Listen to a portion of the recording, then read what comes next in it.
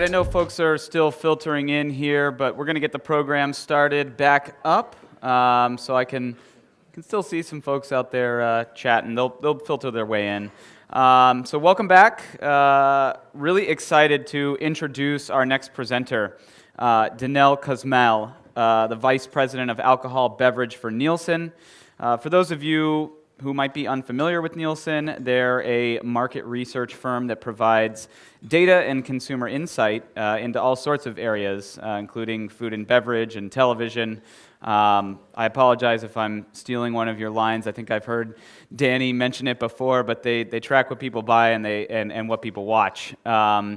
So a mainstay of our program here has always been a sort of deep dive into the latest trends, where we look at some of the hotter craft styles, and we begin to identify some of the shifts in consumer purchasing behavior. So today, Danelle is going to provide a glimpse into the current craft beer landscape from a trend perspective.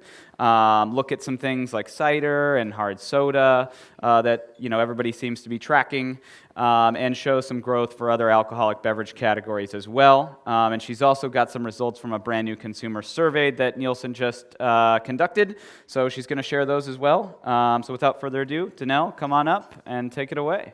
Oh, and I should mention, if you guys are in this room and you had signed up for the financial planning work sessions, that's happening in the Mission Bay room, which is across the parking lot, and you should be heading that way now. So I think I've made all my announcements. Danelle, the floor is all yours. Thanks, Chris.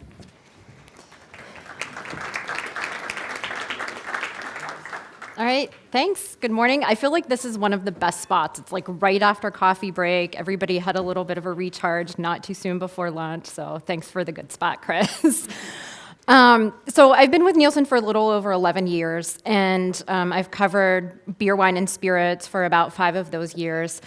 And about a month or two ago, I was recently on a panel with a spirits company, and the moderator of the panel before we started the session, she was like, so I read your bio, I get it, you've been with Nielsen, marketing research, the Beverage thing, it all kind of makes sense. And she was like, but I'm looking for that one thing that just doesn't fit. Like, what is it from your background that just doesn't fit? And I was like, oh, that's easy. I worked for an environmental organization and did marketing and communication and private fundraising for an environmental nonprofit for 5 years right after undergrad. And so I was based in DC for a couple of those years. I lived in Latin America for a couple of years working for them. So if anyone ever wants any great recommendations on vacations in Costa Rica, I'm happy to provide that for you. But that's my kind of one interesting thing that just doesn't fit. But in my mind, there's still a transition there. So when I worked in that environmental space, I did a lot of taking the technical and information from biologists and translating that into potential projects to present to donors. And the marketing research world is kind of the same thing. I'm taking a ton of data, a lot of data tables, translating that information to something that hopefully you all can take away and get some interesting insights from. So thanks. Chris gave background on Nielsen, so I probably won't do it, so thanks. But we are a global marketing information company. We understand what people are watching on all type of different platforms, but we also understand what people are buying, who they are, where they're buying it, all that kind of good information. So that's how I'm able to share all of these good insights with you right now. And specifically in this presentation, I'll probably leverage 2 main topics or 2 main areas of data sources. One is what we call our retail service. So it's getting scan information from all different types of retailers, from grocery, convenience, mass merchandisers like Walmart and Target, and some liquor channels as well. And then on the consumer and insight side of it, we have what we call our consumer panel. So people have in-home scanners, and everything they purchase, they scan. So that's how we understand what they're purchasing, when they're purchasing it, what else is in the basket when they're purchasing craft beer. And then we do a ton of survey work now, and so that's where it's kind of our area to play of anytime we have a fun thing that we want to find out of what's on the mind of consumers, we'll shoot a couple questions out to a consumer panel. Right now we have a craft beer panel that we just launched this year. It's opened up a whole lot of doors, and we have some good information from it. So for today's discussion, I'll kind of talk through 4 main things. First is just giving perspective of craft beer within the broader context of beer, wine, and spirits. And then I'll touch a little bit more on kind of what craft means. We all have so many different definitions of craft, and we looked into a little bit more of what consumers think about craft. And then I'll touch on craft fragmentation and consolidation. And then finally, what are some of the next big growth drivers that we're seeing coming in the next year, and from what we've seen this year too. So to start off with craft through the total adult beverage lens. This is something that we've seen and we probably will continue to see. It's probably not a big surprise to all of you that beer is actually losing share to wine and spirits. So when we look at data from heading back to 2002, beer had about 60% share of the total alcoholic beverage categories. Just last year in 2014, that declined down to 51%. So just kind of to set the stage of what's happening with beer overall within the market. That said, we're seeing a lot more interaction between craft beer and wine and spirits drinkers. And we're also seeing more wine and spirits drinkers now purchasing craft, which is some nice and interesting news for all of us in the room. So when we looked back at 2012, 26% of wine drinkers also purchased craft, and then that increased last year up to 28%. And that increased even more for spirit. So in 2012, 25% of spirit drinkers also purchased craft beer, and now that increased up to 29%, and I think we'll continue to and expect to see that increase. So craft beer is definitely outpacing growth across all of beer, wine, and spirits. When we look at the latest 52 weeks, and I'll kind of step back and just say first, and I started talking about this at the beginning, everybody has a different definition of craft, right? So within Nielsen, we can track using the BA definition, we can track using all kinds of different definitions of craft beer. For the purpose of today and for this presentation, craft, I'm using kind of a broader term of craft and domestic specialties. So that would include things like Blue Moon, Shock Top, Leinenkugel's, Goose Island, any brand that is a craft type brand, even if it's owned by a large brewer or not. So within that world and that universe, we're still seeing double-digit growth. So case volume growth of just over 10% for craft beer, and then dollar or value growth of 14.5%. Definitely outpacing the growth of what we're seeing within the total beer category, which is somewhat flat for volume, so it's just about 1% for volume, and then 3.4% for dollars. And I kind of, like in the far right, I don't want to understate the growth of spirits. Spirits has had a really good couple of years. And so just in the latest 52 weeks, spirits volume is up almost 4% in case volume and up 7% in dollar volume or value. And we know that whiskey is driving a lot of that growth. And so it's the high end of whiskey. And we also know that there tends to be a lot of interaction between craft beer drinkers and whiskey drinkers. And we've seen that slowly increase just in the past year or two, and I think we'll expect to continue to see that increase. So just, I think, something for us to keep in mind in this room. All right, so what's happening with beer overall? High end is leading the growth, and I think that's not surprising to everybody here. The idea of premiumization across beer, wine, and spirits, and not only within alcohol, this is something that we see across all of consumer goods categories at Nielsen. High end and premiumization is happening a lot. Before I get to the high end,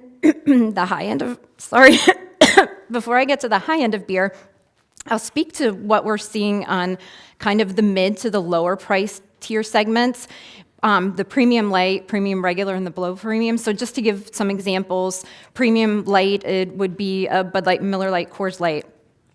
While we are seeing declines within that space, we still need to recognize the importance and the value that they have within the beer category. They represent over 50% of the volume of beer. So we're still talking about a lot of beer that they represent.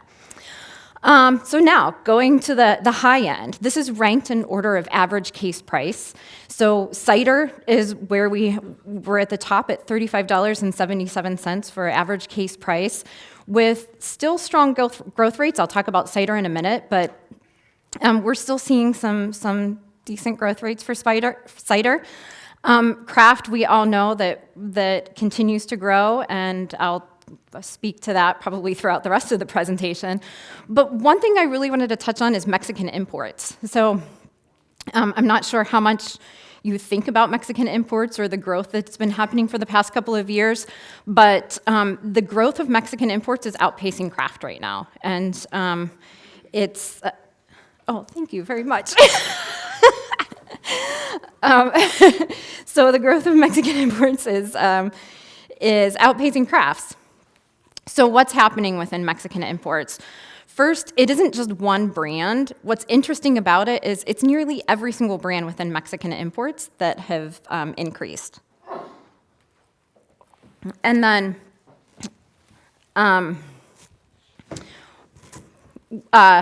something else that I think is interesting for us to keep in mind too is that when we talk about craft beer drinkers and Mexican beer import drinkers, they're not mutually exclusive. So 45% of Mexican import beer drinkers are also purchasing craft.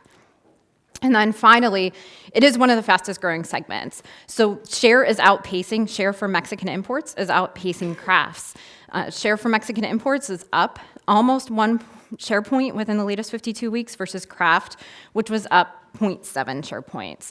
I'll say that's for case volume. When we start talking about dollar volume share growth, craft is outpacing Mexican imports, mostly due to the higher price tier of craft too. So cider, we hear a lot about cider, and I think there's been so much buzz the past couple of weeks and the past couple of months of what's been happening. So when we take a look back at the past 3 to 5 years, 3 to 5 years ago, we were seeing triple-digit growth. 2 years ago, we saw nearly 100% growth for cider.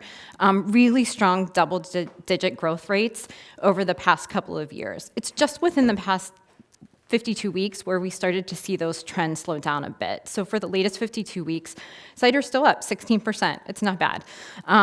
When we talk about the overall size, it's still a small section of that kind of beer malt-based cider category. It represents only 1.5% of that total volume.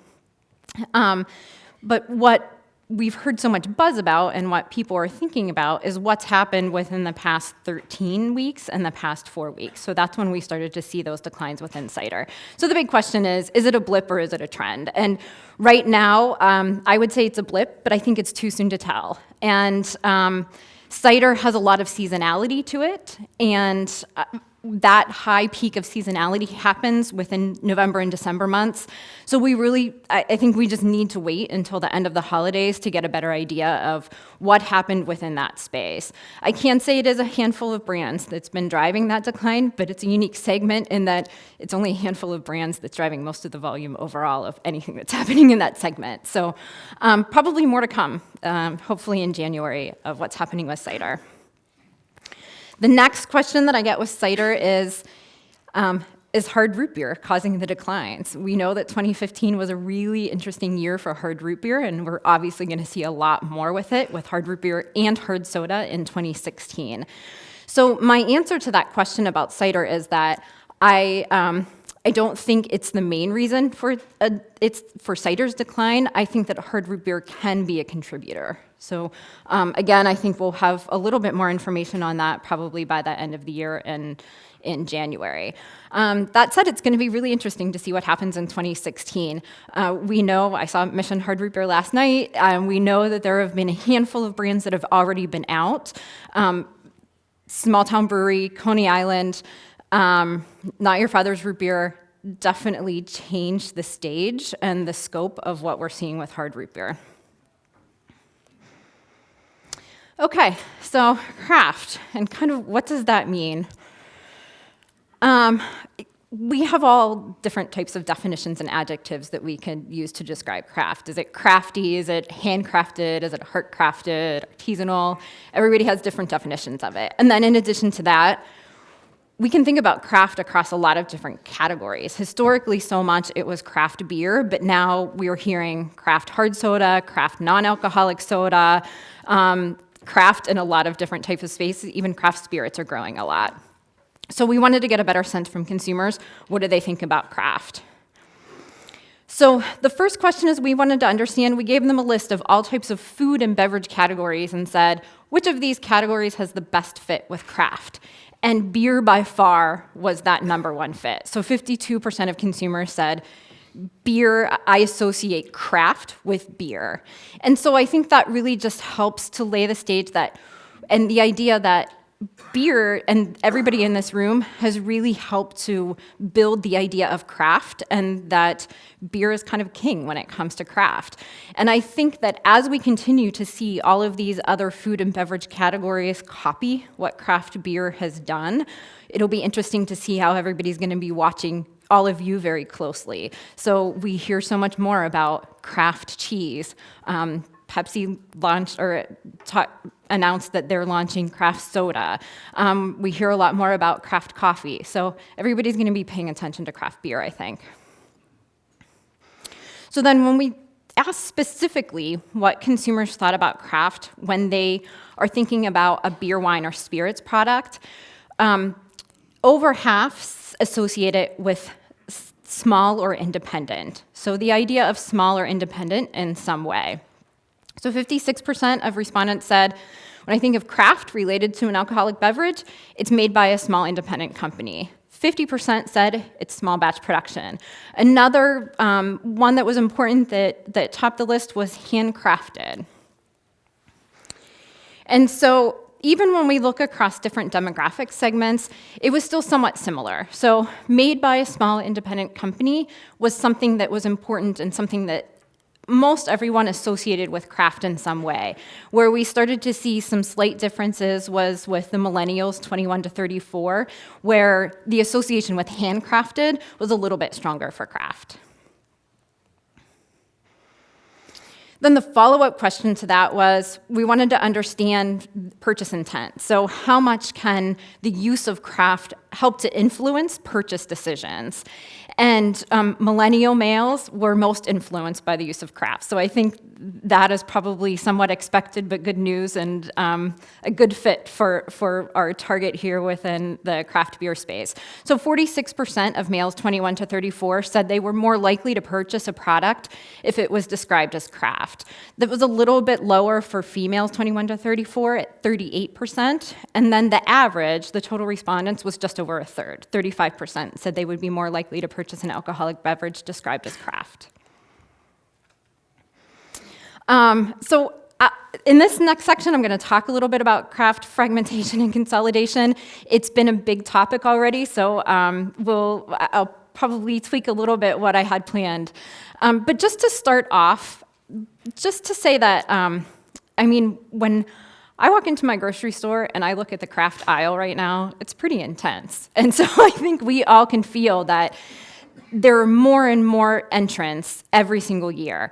And when we compare what was happening 3 years ago versus just within the past year, the just this year number of craft brands that are on shelf has increased by 57%. So a lot for the shopper to take in terms of the new brands that they have to choose from now.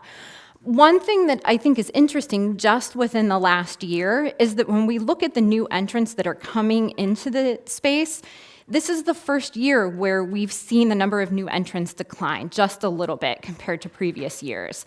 And this is taking into account only looking at brands that have at least $1,000 in sales. And it's also not taking into account any craft brand that was a very regional brand that now is expanding its national footprint because we're still counting it as sales in some way. So if a brand is expanding distribution to the West Coast and it's an East Coast brand, obviously it's a newer brand for West Coast shoppers. So just something else to keep in mind. So this is the one where I think that I will not claim that I've captured everything on this. I think Chris did a much better job this morning with the video, and Ryan gave a really good overview too. I think that this is just a snapshot of the conversation and what we can take a look at when we're saying, will craft stay small? Is craft small? I think it's interesting to see the history of AB and Miller Coors, the in-house craft brands that they've had, and as they continue to acquire regional craft brands. And then the bottom row, obviously, where there were so many, and there are so many additional deals to add to this list, but so many deals that happened just within the past year. And I think two things that struck me about this is that 3 to 5 years ago, we were probably talking a lot more about, similar to the Odell story, of really building that core market and building that loyal base of drinkers within that core market and having very thoughtful expansion. And I think that historically we've seen a lot of craft brands do that, and very successfully. And I'm just wondering now if this is the new craft expansion of, does that craft expansion come through acquisitions and opening up the door, or partnerships and opening up the door to distribution in an entirely different way now? The other thing that struck me is that if you look at just the brands on this page, and if we take into account all the other acquisitions and partnerships that were created this year, just the brands on this page represent 37% of total craft volume. So if we ask the question of, is craft small, 37% of craft volume is owned or in partnership with a large brewer in some way. So kind of along those lines and that theme of kind of large craft brands versus small craft brands, we wanted to really understand what's driving that growth, and breaking out craft brands into 3 different segments, looking at large brands, the mid-tier, and the smaller brands, or the long tail. Kind of interesting and probably not surprising, the dynamics. So first, if we start with the large brands, the definition that we used was any brand that represents at least 1% of dollars within the craft space. And those brands, there are 19 brands that fall within that group. 19 brands that represent 60% of total craft volume. And the volume growth for that segment is 8%. So, we're hearing about how volume growth is slowing, especially for the large brands. But in reality, when we still look at the top nearly 20 brands, they're still growing, just not at double-digit rates like we've seen in the past. And then the mid-tier space is 82 brands fell within that. They represent almost 30% of craft dollars, so 27% of craft dollars. And the volume growth rate was a little bit higher than those large brands, so the volume growth rate is 11%. The long tail, of course, is what's interesting now. So we have over 1,000 brands within that space. The volume growth rate's much higher at nearly 20%, but they represent still only 12% of craft dollars. So still, that group still isn't big enough yet to move the needle a lot in what's happening with the total craft segment, but we expect to continue to see this group grow in size in terms of dollar share. So one of the questions that Chris and I think, tossed around this question a little bit when he and I talked a couple weeks ago is just the idea of kind of the role of large craft brands, and are they attracting some of the premium or mainstream drinkers as well? And so here, in this case, when we talk about premium, it's brands like Bud, Budweiser, Miller Lite, Coors Light, et cetera. When we look at how those buyers, so people who purchase those mainstream or premium brands, how they're now purchasing craft beer, it's increased. I mean, there are more people who are doing it. So it increased from 2 years ago of 27% up to 32%. And not only are there more people purchasing craft within that segment, they're spending more on craft. So those premium beer drinkers 2 years ago spent $64 on craft. Now they're spending $74 on craft.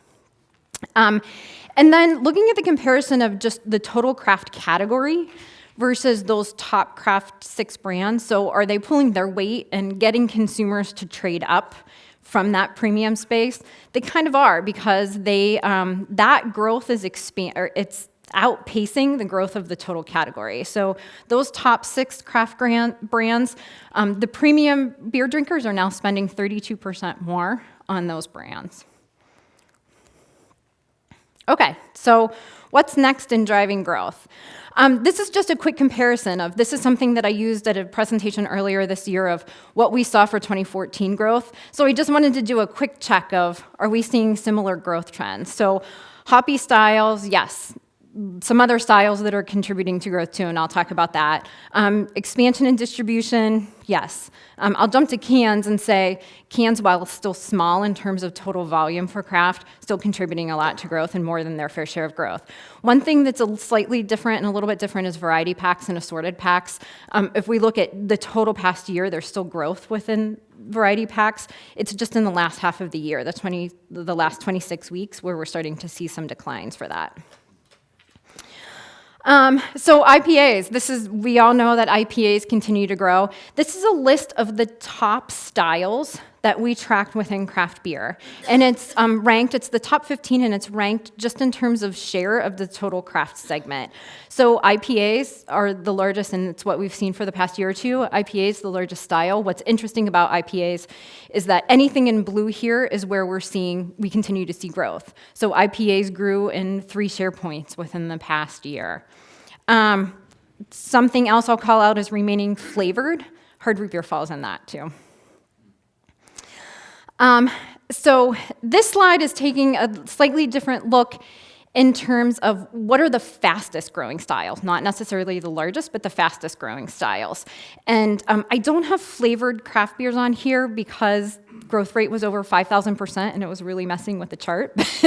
but that includes hard root beer, so that's one of the main growth drivers for that too. GOSE, and all of the very informed craft people can let me know if I've pronounced that correctly. But that is where we're seeing a lot of growth, including urban spice beer. So sometimes when we talk about flavors that are driving growth within craft, spice always comes up too. And I think that's evident and clear when we see some of the new brands like cinnamon flavored horchata, even some of the pumpkin spice beers that are still coming out. The idea of savory is still important within craft beer. So the information that I just shared was more of like overall sales and what the data tells us. We also wanted to hear from consumers when they're thinking about craft styles, like what's top of their list and what are their favorite styles. So if you look at the orange chart, that's what consumers are saying are their favorite styles. What's interesting is that American IPA is number 4 on the list. So it's a little bit lower on the list than what I expected, I think, especially based on what we see in terms of sales. The chart that we had, the purple chart, that's one that we want to use to really understand what are the up-and-coming styles. What are the styles that people said they tried for the first time in the past 12 months? And fruit and vegetable and pumpkin is up there. That one surprised me a little bit. Amber Red Ale Stout, Herb Spice again, and Shandy and Radler. So just the idea of fruit-flavored beer is still popular, and even, we saw so much growth with grapefruit this past summer too. I'm very short on time, so I will try to move quickly through this. Local matters, and this is one that is pretty obvious to everybody too, but this is a map that we put together just to illustrate. If you look at the top 5 craft brands across the US, and if we're taking out the top 6 national brands, so Sam Adams, Blue Moon, etc., what are the top craft brands by market? And this is just a good way to illustrate that market by market, craft is still so very different. And local is important to the consumer too. So this was a survey that we did with the Brewers Association this summer, asking about purchase intent. So after somebody visits a local brewery, what happens? Do they end up purchasing more of that product? And so when they find it within retail space, 61% of people said yes, they purchased that product after visiting a local brewery. It's even higher for people, respondents from the Midwest. It was higher for males, millennial males, and it was also higher than average for African American and Hispanic drinkers. And so I know that within the beer community and the craft beer community, we're always looking for ways to engage African American and Hispanic craft beer drinkers, and this is something to keep in mind too. And then finally, this came from that same survey that we did this summer of just asking people if they had the choice to buy a craft beer versus a non-craft beer, why would they choose to purchase a craft beer? And this is just kind of a fun word cloud we put together to illustrate that of most of the responses. And I think it's a good way to kind of close and just recapture what we probably already know about craft drinkers, that they're looking for quality, they're looking for taste, they're looking for something better. And in addition to that, you'll see on the edges the idea of variety and local. So, in closing, we saw that craft is outpacing alcoholic beverage trends a lot, and we think there is still room to grow. We saw that consumers, when they think about craft and just the word craft, it's about beer. So beer has the ability to own craft. Long tail, while still small, will continue to grow. And IPAs are kind of a commonplace. It's the largest style right now, but they're still growing. And some styles that are coming up that we should continue to watch and you can think about are amber ales, herb spice, the flavored, of course, the hard root beer and the hard sodas, and sour ales. And then finally, local matters. So consumers are seeking ways to connect and to create experiences, especially at local breweries, or if we're talking about large national craft brands, local events have that same impact. So that's it.